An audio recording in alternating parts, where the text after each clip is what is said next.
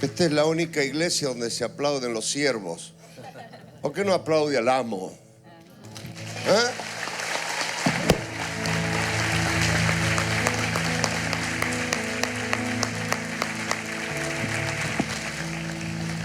Gracias por la honra, Mabel. Sé lo que querías decir.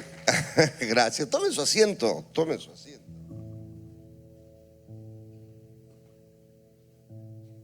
¿Sabe cuál es el secreto de la unción? Ubicar bien el púlpito. No es cierto. Bueno, quiero hablarles esta mañana, en el tiempo que me honra en esta casa, pastora Mabel. Mire, yo entro en este lugar y siento los pasos de Claudio. No va a pensar que anda un espíritu por ahí, no. Siento el peso de su legado. Siento sus palabras en este equipo tan hermoso, en la visión de esta iglesia. Y qué bello cuando podemos dejar legado y herencia. Un legado sin una herencia no sirve de mucho, porque puedes tener un buen legado, pero no tienes dónde dispersarlo. Y tener una herencia o edificios y cosas sin un legado es como tener algo vacío. Pero dejar un legado y una herencia, muy pocos lo han logrado en la tierra. Y Claudio fue uno de esos.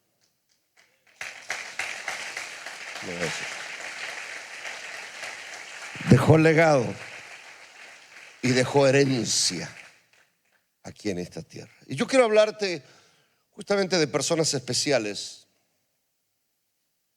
porque creo que en tiempos especiales se requiere de personas, de hombres y mujeres que estén dispuestos a pararse en esa hora y ser distintos. No necesitamos una revelación profética para saber que estamos viviendo en días que jamás hemos pensado transitar. Me refiero a días de mucha confusión, días donde este aparatito le ha lavado la cabeza a mucha gente, donde tenemos que pelear con fuerzas del diablo pergeniadas en el mismo infierno que están a disposición de nuestros hijos desde muy pequeñines. Nunca nos hemos imaginado que días así nos iba a tocar vivir. Pero repito, en tiempos especiales Dios levanta personas especiales, un pueblo especial para una hora especial. Y pensando en esto estos días, quiero hablarte por qué Dios usó a Elías. A Elías. Justamente quiero hablarte de cómo Dios usó a Elías, porque había muchos que Dios pudo haber levantado y muchos que se veían muy bien perfilados. Empecemos de que conocen la vida de Elías, ¿verdad? Si no se la cuento toda. Es una escuela bíblica, asumo que más o menos conocen al Elías. Había 7,000 que no habían doblado sus rodillas a los Baales. Pero Dios usó a uno. Había más de 7,000. Estaba un Abdías que era un hombre temeroso de Dios, usado por Dios para proteger a los profetas del Señor y esconderlos. Pero el Señor usó a Elías. Había profetas escondidos en cuevas, así que eran de 50 en 50. 7,101 mínimo que sabemos. Seguramente había más. Pero Dios usó a Elías. ¿Por qué Dios usó a Elías? ¿Por qué no usó a los demás cuando había 400 profetas de Baal? Y estaban otros 450 profetas de Acera también. Y estaba el Acab y estaba doña Gesa. La conoce la Gesa, ¿verdad? En cada iglesia hay una, o dos, o tres. Se necesitaban gente, se necesitaban.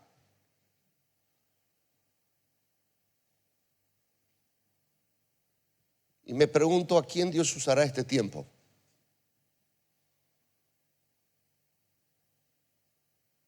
Me pregunto si somos nominados por Dios. Me pregunto si el Señor verá algunas manos levantadas que digan, óigame, aquí estoy yo. Aquí estoy yo. Los días, como te digo, eran muy difíciles. 350, casi 400 años de una idolatría rampante en Israel, que había comenzado precisamente por la división del reino, hablando de unidad, entre el reino del norte y del sur, que se dividieron con Jeroboam y Roboam. Era tan terrible la idolatría que había altares hasta en las casas, hasta en los techos de las casas. No solamente que la gente se había ido detrás de otros dioses, pero los altares del Señor habían sido destruidos. Y no lo había destruido los profetas de Baal ni la Jezabel. El pueblo del Señor lo había destruido. Acuérdese que Elías se quejaba y decía, tu pueblo ha destruido tus altares y ha matado a espada a tus profetas. El pueblo del Señor. Unos días de terrible decadencia. No solamente eso, la decadencia había llevado a una degradación ideológica deshumanizante. Porque aún antes de que el pueblo del Señor tuviera rey, ya desde los días de Moisés, el Señor le había advertido a su pueblo por medio de Moisés que un día podrían tener rey, y decía esto en Deuteronomio, Deuteronomio es la segunda ley, o sea, repite las cosas de la primera ley como que para que no les quede duda a ninguno. Y en Deuteronomio 17:16 dice, hablando del rey, él no aumentará para sí caballos, ni hará volver al pueblo de Egipto con el fin de aumentar caballos, porque Jehová os ha dicho, no volváis nunca por este camino. Había una regla, había una ley que Dios, que demostraba que a Dios le molestaba mucho que sacaran la confianza en él y la pusieran en los caballos, en los carros, en la fuerza, que fue el errorcito del David. ¿Se acuerda? Cuando David censó al pueblo, no censó a las mujeres embarazadas, a los tullidos, los que andaban en silla de ruedas, en muleta. A él no le interesaba eso. Él quería saber cómo estaba su ejército. Y Dios le reaccionó. Bueno, algo parecido sucedía entonces. Si usted lee conmigo, lo voy a leer rapidísimo, unos versículos en Primera de Reyes 18. Puede leerlo el 17, 18, 19 y así la historia de Elías. Dice, pasado muchos días, 18:1. Vino palabra de Jehová a Elías en el tercer año diciendo, ve, muéstrate a Acab y yo haré llover sobre la faz de la tierra.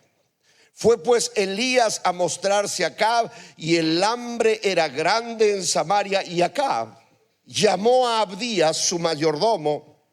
Abdías era en gran manera temeroso de Jehová. Es lo que acabo de decir. Había gente muy buena, pero Dios usó a Elías.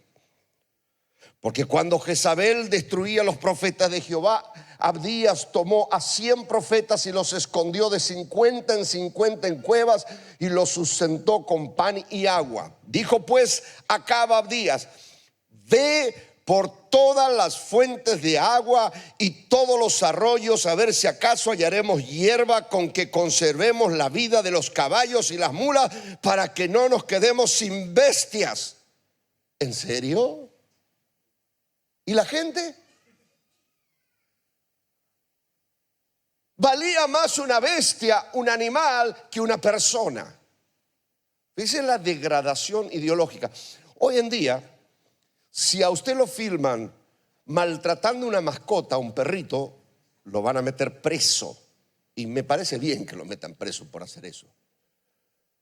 Pero podemos tener a todos nuestros adolescentes abortando, que los padres ni siquiera se tienen que enterar. ¿Es cierto que vale más un perrito que una vida? Ese espíritu estaba desde entonces. Que vivan los caballos, la gente no me importa.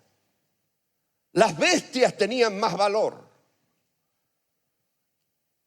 Eran unos días muy fuertes, de mucho temor, de mucho miedo. Nadie se quería levantar.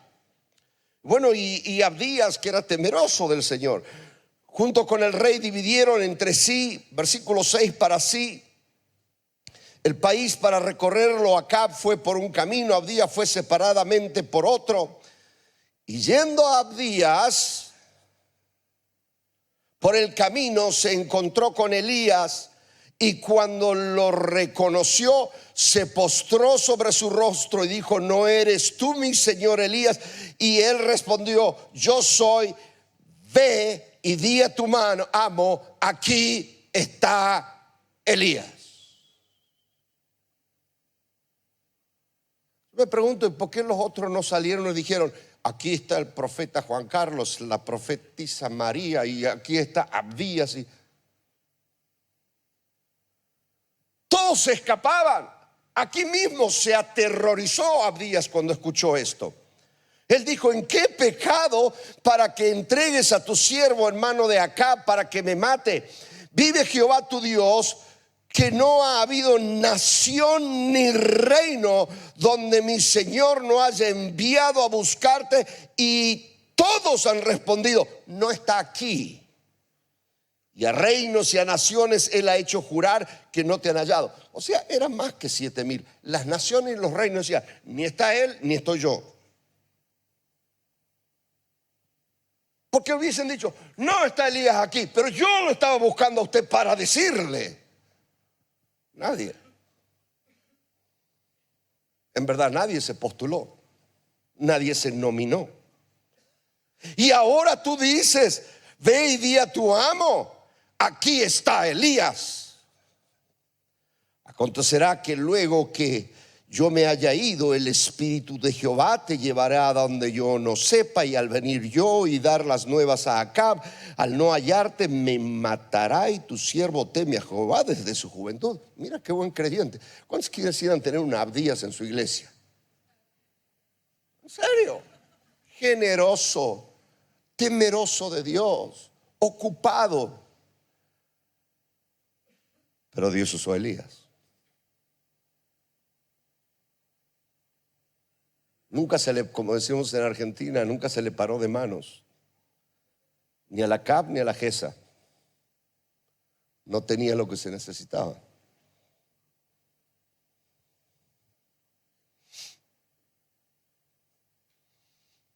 No ha sido dicho a mi Señor lo que hice. O sea, no conoces mi testimonio. Soy un buen aleluyo. Yo diezmo, ofrendo. Siempre, todos los domingos estoy en la iglesia. Sin embargo, Dios usó a Elías. No ha sido dicho a mi Señor lo que hice cuando Jezabel mataba a los profetas de Jehová, que escondía 100 varones de los profetas de Jehová, de 50 en 50 en cuevas, y los mantuve con pan y agua. Generoso. Y ahora dices tú: ve y di a tu amo, aquí está Elías para que él me mate. Y parece que, como todo profeta, era bien rayado este Elías. Y le dijo Elías: vive Jehová de los ejércitos, en cuya presencia estoy, que hoy me mostraré a él. Usted diga: bueno, dirá usted, pero el Elías era poderoso. Mire, Elías, Elías era de Sáenz Peña.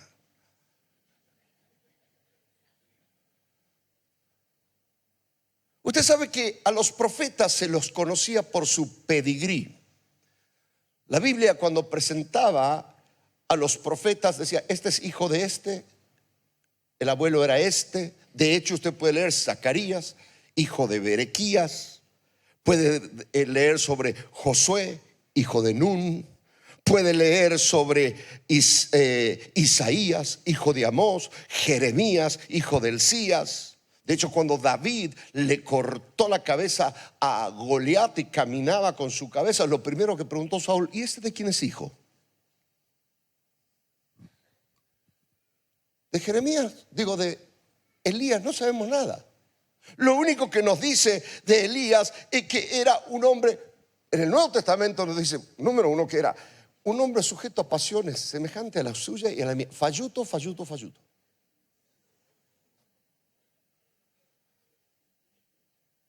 En el arameo, mañoso, mañoso, mañoso. Mal llevado, mal llevado, mal llevado. Insufrible. Bipolar. Un día arrancaba cabezas y el otro día se quería morir. Fíjate, igual que usted.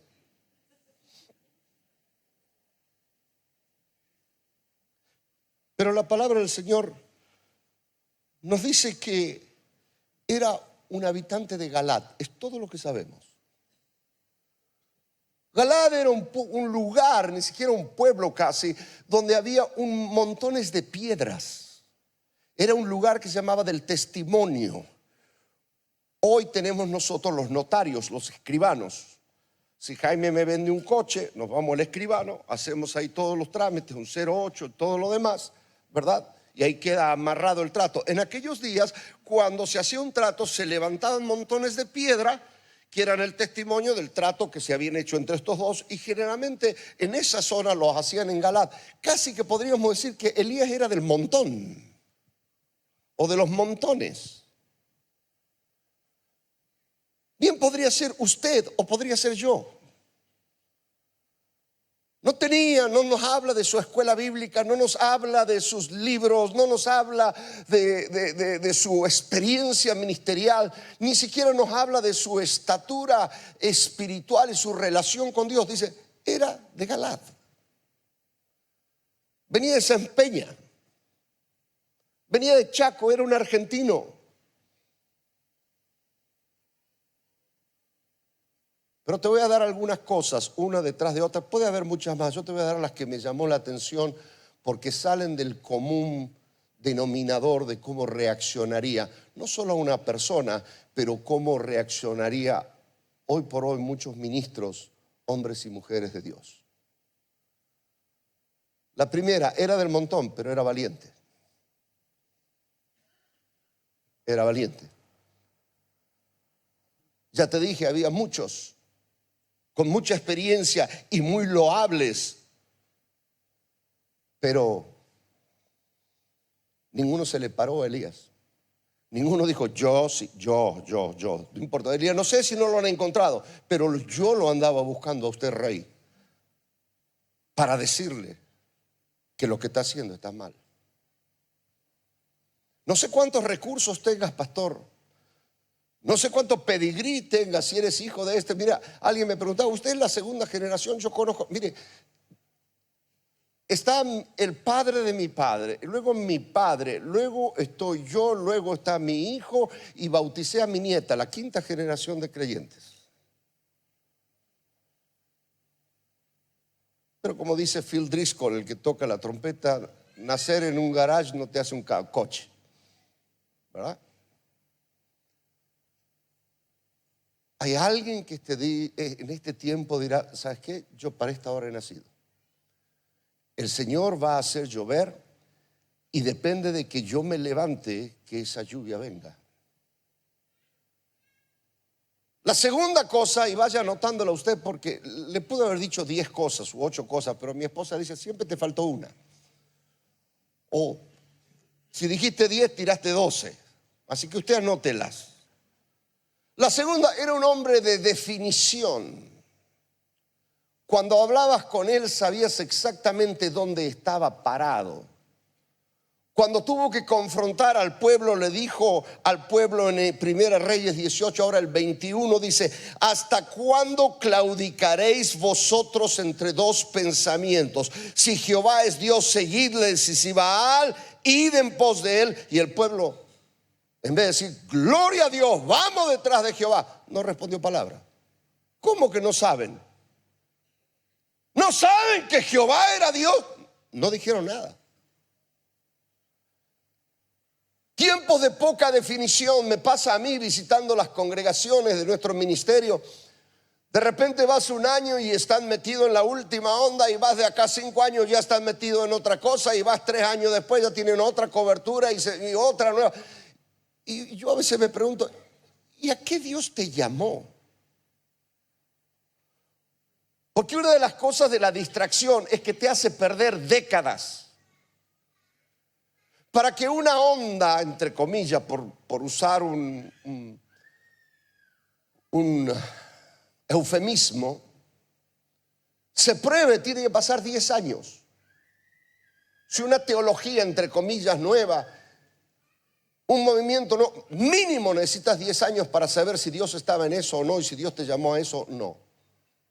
El problema es que cuando te diste cuenta que te metiste en todo eso y pasaron tanto tiempo y te dices, no, en verdad tengo que volver a las sendas antiguas, a donde Dios me llamó, ya perdiste 10, 15 años de tu vida y no tiene la misma fuerza.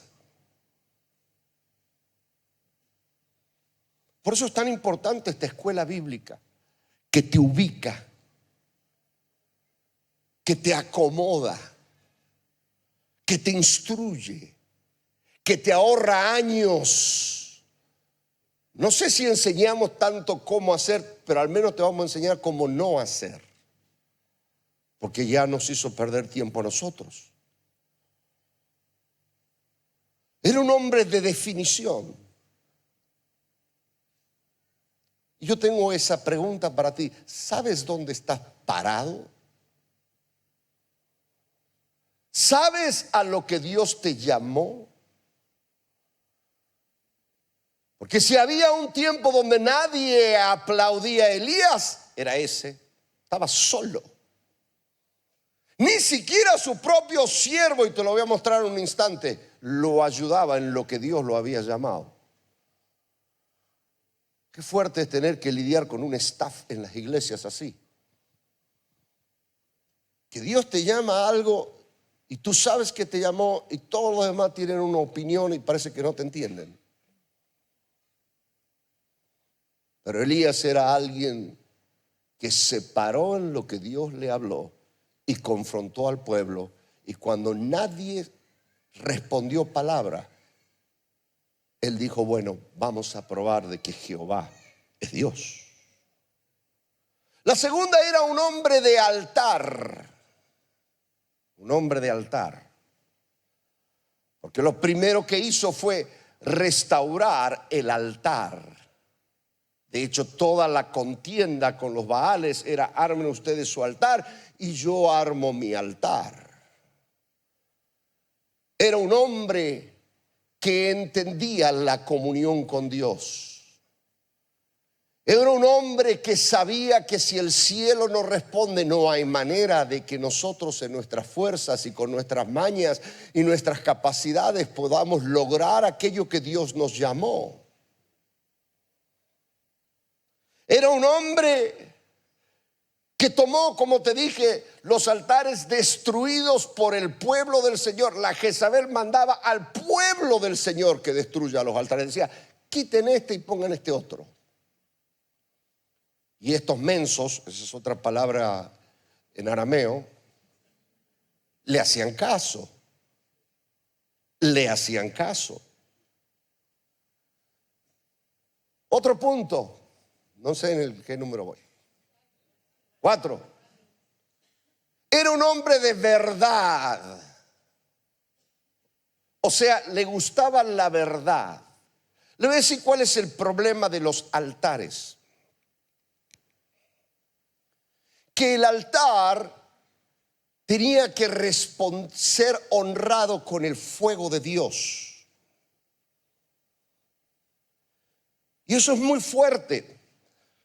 En aquellos días tú levantabas un altar y tenías que esperar que una llama divina lo encienda. Y la ansiedad de esperar lo real, lo genuino de Dios, a veces puede ser tortuosa, una tortura.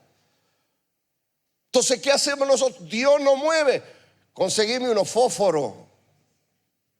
No tengo fuego. No tenés un encendedor. Hagamos algo nosotros en la tierra. Le llamemos Dios, le llamemos fuego. Y cuando menos te das cuenta, estás con un fuego extraño. Parece Dios, suena a Dios, huele a Dios, pero no es Dios. Entretiene, pero no transforma. Al punto que los sacerdotes, cuando vino fuego del cielo la primera vez, lo guardaron, escuche bien esto, lo guardaron en unas teas. Y la tensión más grande del sacerdote en el tabernáculo era que no se le apague el fuego.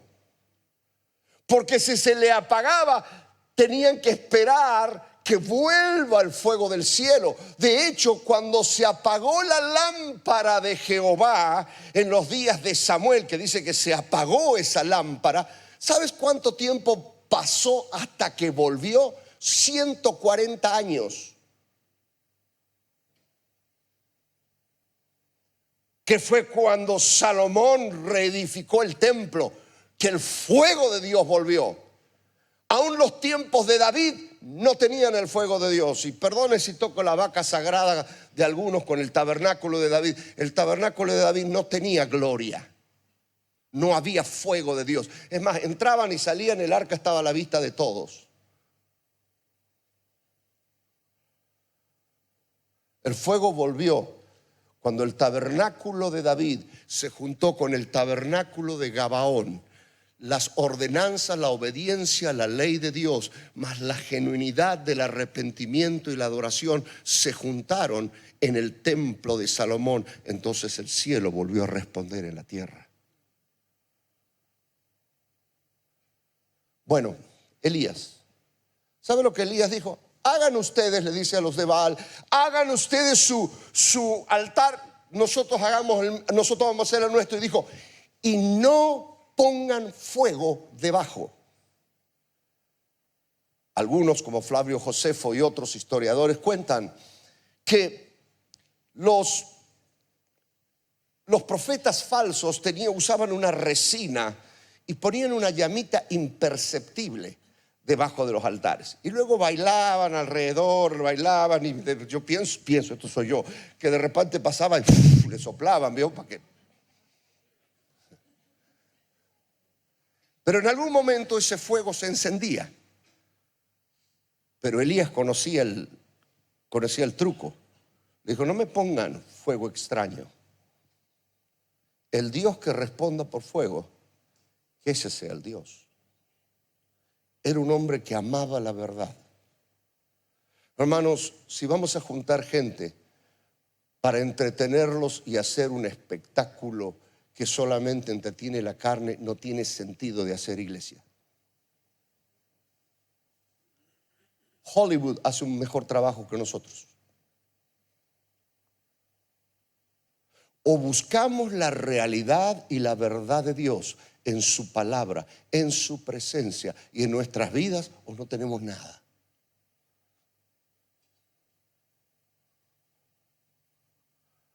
Elías amaba la verdad. 5. Era un hombre de unidad, como ya habló Marcelo. Dije yo, me va a robar el mensaje hoy. Porque de Elías le dijo, si usted sigue leyendo ese capítulo 18, tráiganme 12 piedras. 12 piedras conforme al número de las tribus de los hijos de Jacob, el cual había sido dada palabra de Jehová diciendo, Israel será su nombre. Pero el pueblo estaba dividido en 10 tribus en el norte y 2 tribus en el sur. Sí, pero sin unidad no hay fuego. Y si no hay fuego, no hay lluvia. Y si no hay lluvia, no hay bendición. No, pero nosotros no nos llevamos con los del sur. Y nosotros no nos llevamos con los del norte. Me traen 12 piedras. Porque ya le enseñé estos días un poquito de la palabra, que cuando se conforma el cuerpo, tuc, tuc, tuc, el cielo responde. Fuego no habrá, y no voy a ahondar en esto porque una clase magistral nos dieron hoy sobre la unidad. No habrá fuego si no hay unidad. Si no hay unidad. 6. Era un hombre de inversión y generosidad. Porque cuando prepararon el altar, él mandó a cavar una zanja, y dijo: tráiganme 4 cántaros de agua. Ahora yo le quiero hacer una pregunta. Si usted está en el desierto y le quedan unas pocas horas de vida, y ya su boca está seca y su lengua ya se pega a su paladar y se está muriendo, y viene alguien en el desierto y le dice: ¿qué quieres? ¿Una Coca-Cola cero helada o un reloj Rolex? ¿Cuál de las dos prefiere usted? ¿Para qué quiere el Rolex? Para que te pongan en el cajón así. La cosa más valiosa en esos días era el agua. Era el agua. Y como todos los demás trataban de ponerle todo sequito en la leña porque tenían un fuego extraño, este dijo: vamos a mojar todo. Y cuando trajeron los 4 cántaros de agua, y yo digo que esto era cosas de Elías, porque en el capítulo 19, cuando termina de hacer el altar, Elías ora y dice: Señor, he hecho conforme a tu palabra. Obviamente cada uno de estos detalles Dios le había dado a Elías, pero pienso que esta parte la agregó él. Porque si Dios le hubiese dicho: pon 12 cántaros de agua, él le hubiese dicho a Elías: hey, me traen de una vez los 12 cántaros de agua. Yo creo que Dios le dijo: pon ahí y llena esa zanja con agua. Y dijo: traigan 4 cántaros de agua. Y luego dijo: traigan 4 más. ¿Sabe por qué dijo eso? Porque sabía que en algún lado tenían agua. Si no, no pedía. Elías, escúchame, ¿me podés garantizar que va a venir la lluvia? Y yo te doy. En ningún lugar de toda esta historia Elías jamás le garantizó a nadie. Solo él sabía que iba a llover. A nadie le dijo: hermanos, no se preocupen, ahora viene la lluvia, saquen el agüita que tienen guardado. No. Le dijo: primero me traen el agua. Y si Dios, como Sadrach, Mesach y Abednego, ¿no? Dios puede librarnos del horno de fuego. Y si no, lo mismo no adoraremos, lo mismo vamos a hacer lo que Dios nos dijo. Nadie predica del y si no. Nuestra generosidad no es un trueque con Dios. Hermano, yo te lo voy a decir de una vez, entiéndelo. No le puedes comprar nada a Dios porque Dios no vende nada. Es un Dios de gracia y vivimos en tiempo de la gracia. Entonces, ¿por qué tenemos que dar? Porque Dios trabaja con tu fe. Te hace bien a ti dar. Dios no necesita tu dinero, tú necesitas darlo. Dios no necesita tu oración. Somos nosotros los que necesitamos orar. Dios está tranquilo y bien sin ninguna oración que se eleve delante de Él. De hecho, existía antes que tú y seguirá existiendo. Nosotros necesitamos orar. Nosotros necesitamos asociarnos con Dios. No es que el cielo entre en crisis si no tiene socios en la tierra. Nosotros necesitamos ser socios de Dios.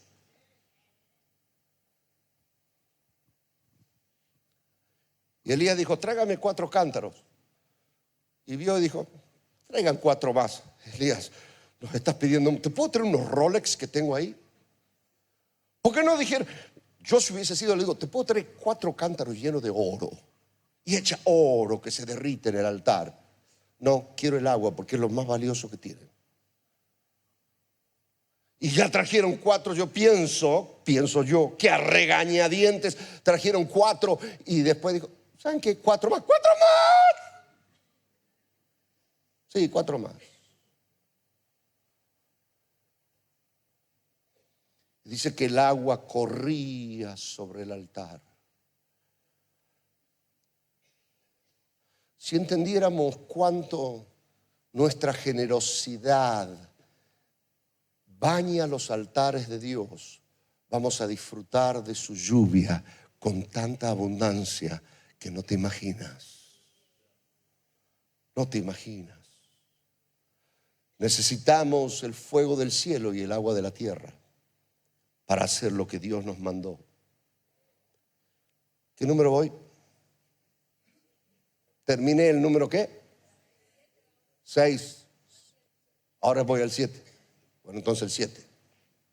Era un hombre de oración, por supuesto. El Señor le dijo, ve y muéstrate acá y yo voy a hacer llover sobre la tierra. Ahora, Dios había decidido, no fue la oración lo que convenció a Dios de mandar la lluvia. Dios ya había tomado la decisión de que iba a mandar la lluvia. Estaba buscando quién iba a entregarse para parir lo que Dios había determinado que él iba a hacer.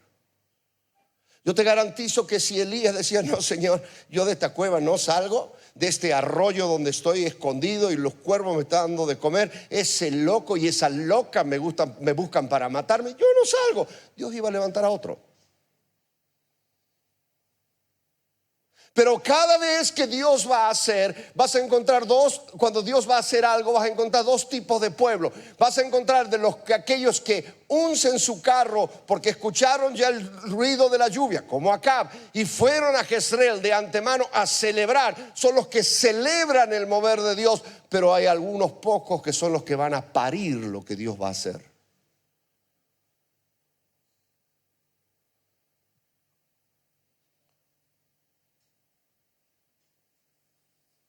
Porque Elías, mientras Acab se iba a celebrar,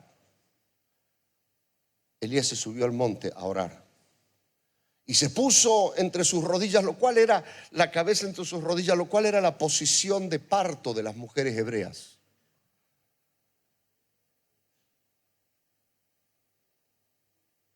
Se puso a orar.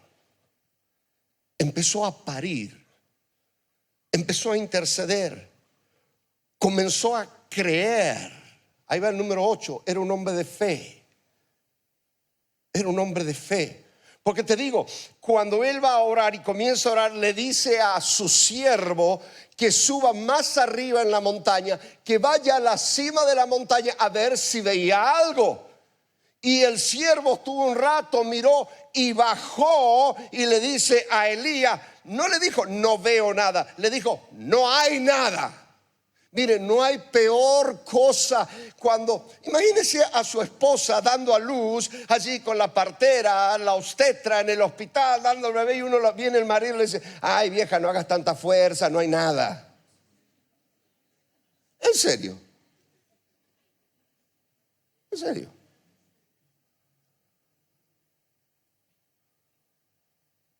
¿No nos pasa a nosotros los líderes que estamos pariendo lo que Dios nos dijo y viene algún hermano y nos dice, ¿para qué?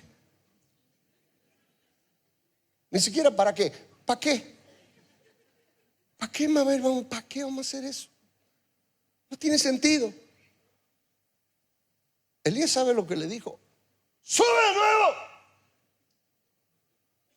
7 veces lo mandó. 7 veces este ingrato bajó y le dijo, no hay nada. Y el otro estaba pariendo en el monte.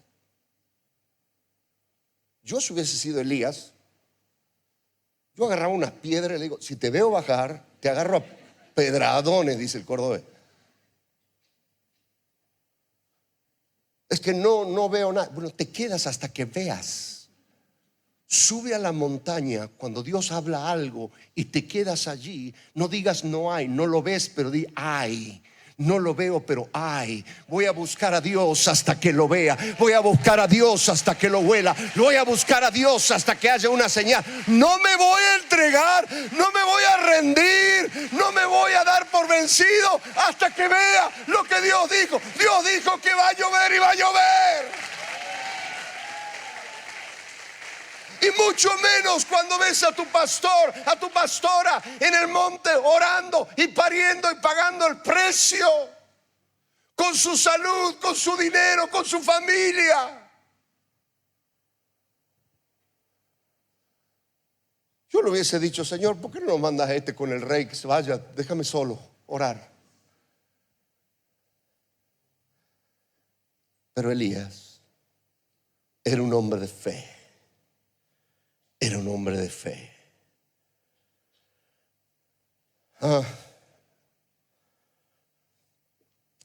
Era un hombre que amaba a Dios en la montaña y bajo la montaña. Porque nos gusta esta historia de valor de Elías, pero también tuvo sus bajos, no solo su altis, los altibajos. Después de semejante victoria, se encontró confundido. Capítulo 19. Se encontró deprimido, con pensamientos suicidas, o al menos de no querer vivir. Le decía al Señor: no soy mejor que nuestros padres. Por supuesto. Mire, cuando te comparas con otros ministerios siempre vas a entrar en ese pozo de ansiedad y depresión. Por supuesto que no eres mejor que ni Abraham ni Moisés.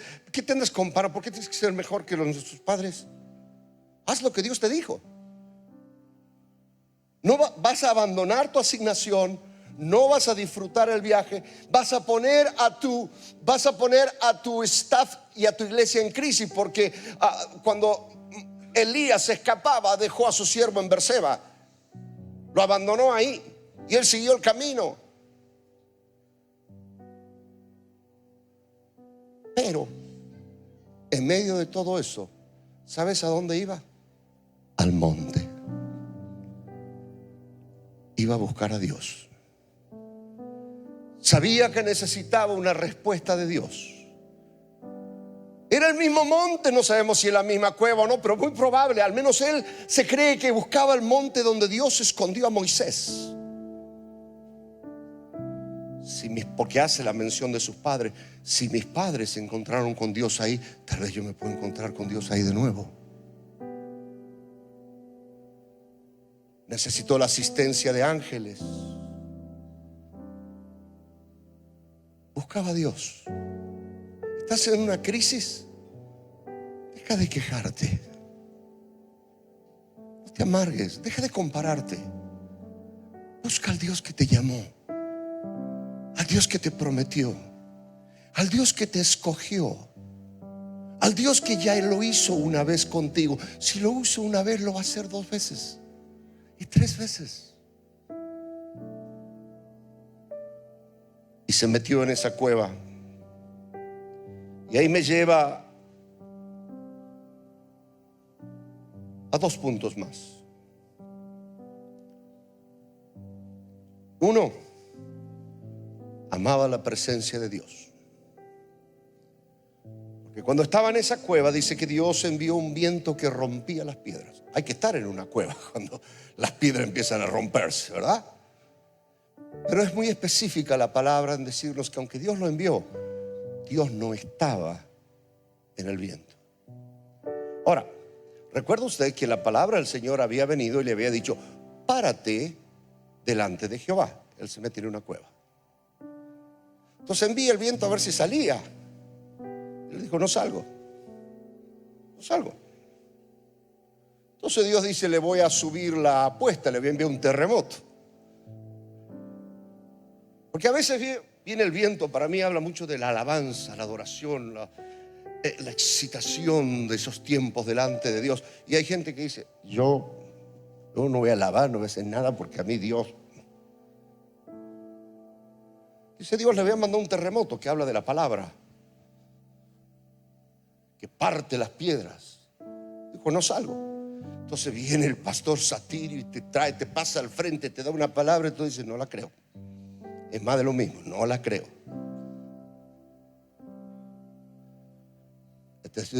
Dios envía un fuego. Hay que estar en una cueva cuando el fuego entra y te quema todo el oxígeno. Eso es lo que usaban los Vietcongs en contra de los vietnamitas. Usaban los norteamericanos en Vietnam, porque tenían unas cuevas tan tremendas y tan profundas que hasta el día de hoy las puedes visitar. Entonces venían y les tiraban fuego. No sé si vieron en las películas antiguas, les echaban fuego para quemarles el oxígeno. Ni siquiera ellos, porque en la primer curva ese fuego ya no los tocaba, pero sí les quemaba el oxígeno. Y hay momentos donde estás y la presencia de Dios o el mover que hay pareciera que te pone que no puedes respirar, pero todavía estás, en México decimos, montado en tu zaino, subido en tu caballo. Yo no voy a cambiar, a mí Dios me falló, cosas no me salen. Entonces Dios decidió otra cosa. Voy a ir yo mismo y lo voy a buscar. Y un silbo apacible es la única vez que esa palabra en hebreo aparece. Es la única vez. No aparece otra vez. Que significa sonido sin sonido. Es algo que tu corazón sabe. No es algo exterior que te mueve. No es un viento exterior. No es un terremoto exterior. No es un fuego exterior. Es un sonido sin sonido. Tu corazón, solo tú sabes que Dios te está hablando. Solo tú sabes que Dios te está llamando. Y en ese momento envolvió su cabeza con su manto y salió. Y Dios le dice, ¿qué haces aquí?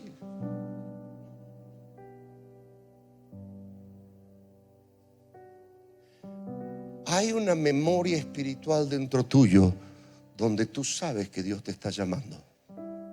Reconéctate con ella. Ni los vientos, ni los fuegos, ni los terremotos tal vez te impresionen ya de los hombres, pero conoces a Dios. Un toque de Dios puede cambiar y renovar tu vida. Y el lugar de donde saliste en derrota y en vergüenza, el Señor te va a volver a llevar en victoria. Te va a volver a llevar en victoria. Y una cosa más. Cuando ya Elías iba a ser levantado y había un torbellino que quiso llevarlo, era público para todos, porque los profetas, los hijos de los profetas le decían ahora al Eliseo, al otro, al que le seguía, le dijo, ya sabes que van a llevar a tu señor de ti. O sea, todo el mundo sabía que Dios lo iba a llevar. Y todo el mundo sabía que cuando había un cambio, algo nuevo era soltado. El Eliseo no iba a comprar la oferta de los profetas de la onda del día. Vinieron los de Betel, vinieron los de Gilgal, vinieron los del Jordán. Básicamente lo que le ofrecía era trabajo. Decía, ya se van a llevar a tu señor, quédate con nosotros, hermano. Te va a ir mejor conmigo en mi iglesia y en mi organización que ahí con Sáenz Peña, con la Mabel. ¿Qué haces ahí?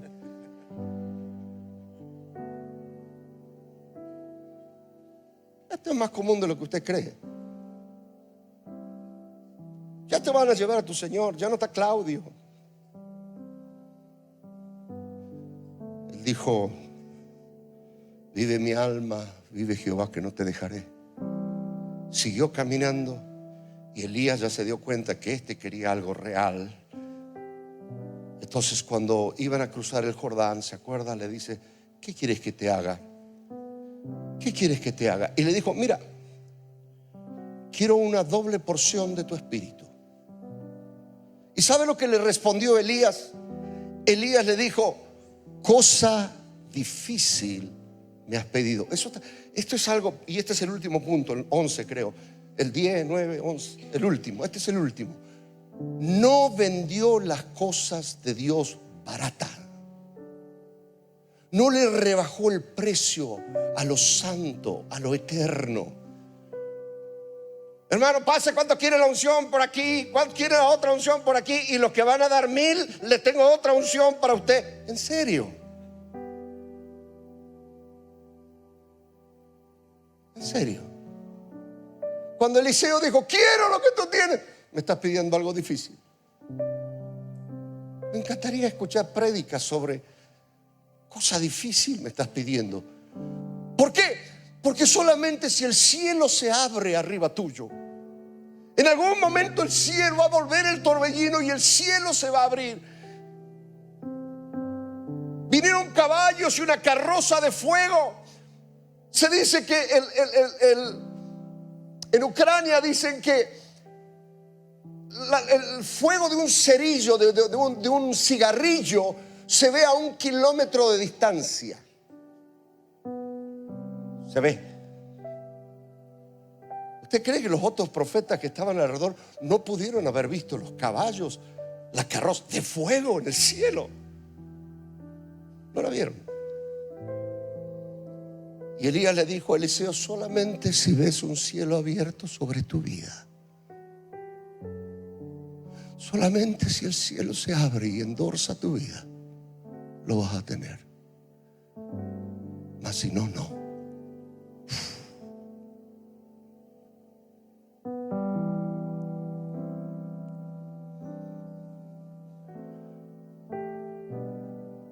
Creo que Dios lo usó porque no iba a vender barato las cosas de Dios,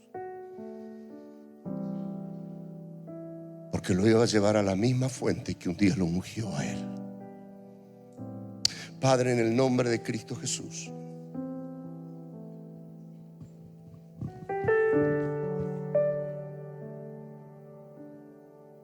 yo oro por tu iglesia este día, por estos hermosos hermanos, miembros del cuerpo de Cristo. Ora por la congregación aquí, por la pastora Mabel, su familia, todo el staff que la acompaña. Oro por su congregación, sus congregaciones. Encuentra en ellos hombres de valor, hombres bien parados y definidos, personas del altar, personas de unidad, personas de verdad que buscan la verdad, personas generosas, personas que aman tu presencia, personas que responden a lo valioso de Dios, a lo eterno. Señor, yo te pido que esta mañana y después de esta semana haya un eco en los corazones, que puedan escuchar ese sonido sin sonido, que cuando salgan de este lugar tal vez no sepan exactamente qué dijeron. No sé, solo sé que Dios me habló, solo sé que Dios me avivó. Entra en las sombras de sus corazones, en los escondrijos de sus parajes oscuros del alma, y llámalos de nuevo y levántalos para esta hora. Levántalos para esta hora. Bendita presencia de Dios, bendita presencia de Dios.